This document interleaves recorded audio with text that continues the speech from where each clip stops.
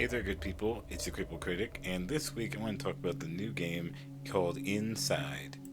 So, Inside is a puzzle platformer in which the main character is a young, unnamed boy who explores a surreal environment. Inside was developed by a studio in Denmark calling themselves Playdead. You might be familiar with one of their first titles, which is called Limbo. Both Inside and Limbo are very similar. They both had black and white tones, minimal ambient sounds to create an eerie atmosphere, and they both had a sort of trial and error type of gameplay. Playdead started off with only a few members in their studio, having only about 8 people working on Limbo, but after its success, they've become a lot more well known, and I've been looking forward to their next game. Both Limbo and Inside have extremely simple controls, and that's one reason why I wanted to review the next game, Inside, so other disabled gamers will know about Playdead and the fact that their games are very easy to play. Playdead's games focus on building atmosphere above all else. So Inside only has 2 buttons you have to press in the entire game, just like Limbo. These buttons are X and Square, used to grab and jump. Even better is that these functions aren't just limited to X and square. Other buttons like R1 and circle can be used the same way, so if you're not comfortable with pressing square or X, you can do another way too. Either way, there's only 2 buttons you have to press. There is one slightly more complicated feature that they added since the Limbo game, and that is when you're doing certain puzzles, you'll have to rotate the control stick while pressing the grab button. You may also have to push up or down on the control stick while pressing the grab button. This requires a little more effort to do certain things, but it really isn't usually timed.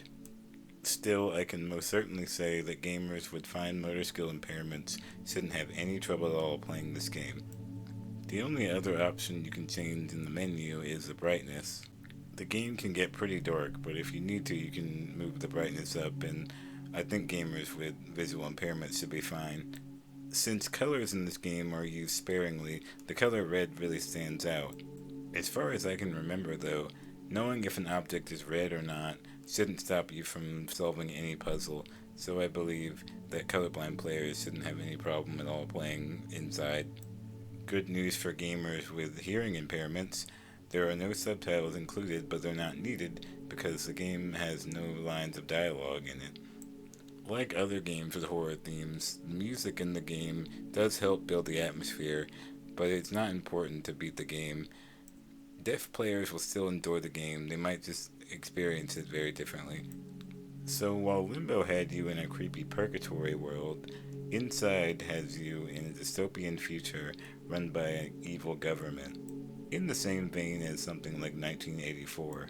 The government seems to be doing weird experiments on the town people and even using mind control.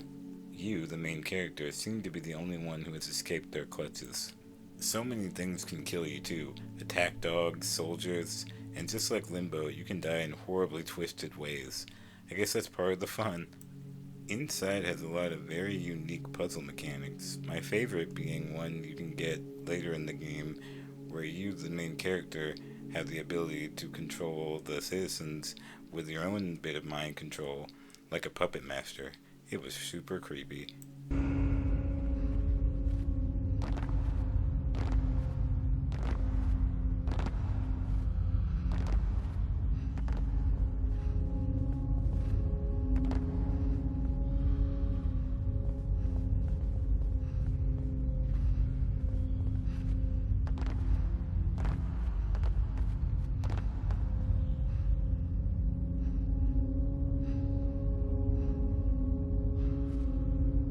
If I can say one bad thing about Inside, it's that the puzzles are really easy. It really doesn't take much to figure them out. It seems like this was done intentionally just so you'll be able to focus more on the creepy world and not frustrating puzzles. But having really easy puzzles can be good or bad depending on your playstyle.